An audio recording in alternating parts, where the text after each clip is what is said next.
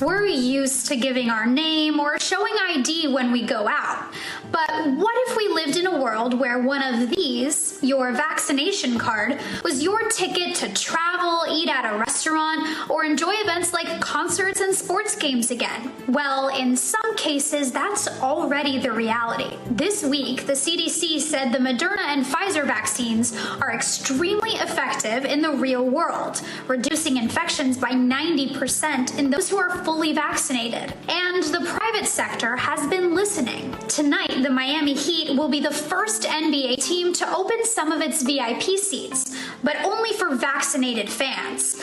Other seats in the arena are open to unvaccinated folks. Royal Caribbean recently announced they'll be reopening their cruises this summer, but guests over 18 must show proof of vaccination to board. We have found a way for a small number of people to attend this COVID-compliant, socially distanced show in person. In Nashville, singer-songwriter Brandi Carlile just had her first in-person concert since the pandemic.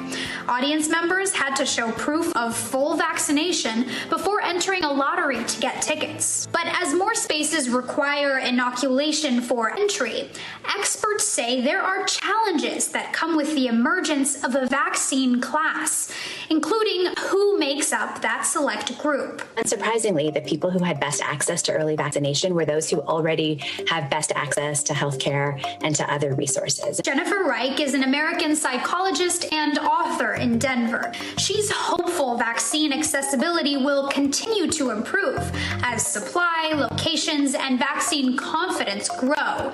But she has other concerns. One of the questions going forward that we're not ready to answer is how are we going to allocate resources and opportunities based on vaccine status?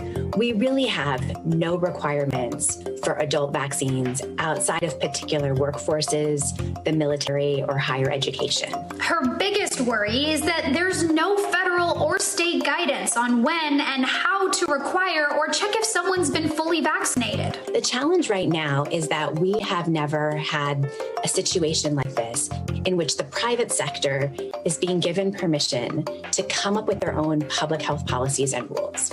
I think business owners, performers, sports teams feel an obligation to keep people safe who come and show up for them.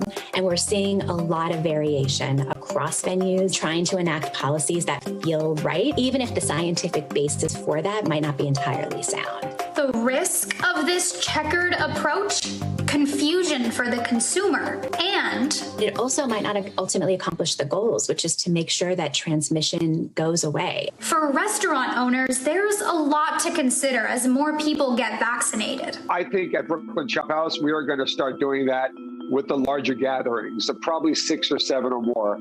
We're going to request vaccination confirmation. That keeps not just the other guests safe, but it keeps my staff safe as well. When you go past 7 or more people, that means when tables have to come together, that puts us in a little vulnerable position where I think asking everybody for vaccination proof, I think that's fair. In Florida this week, Governor DeSantis said it won't be up to the private sector and that he would be issuing an executive order to forbid local government and businesses from refusing service to people who haven't been vaccinated.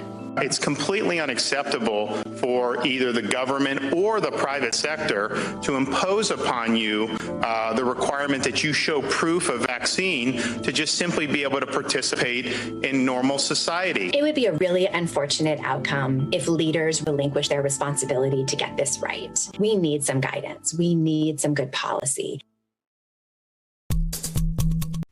Hey, NBC News viewers, thanks for checking out our YouTube channel. Subscribe by clicking on that button down here and click on any of the videos over here to watch the latest interviews, show highlights, and digital exclusives. Thanks for watching.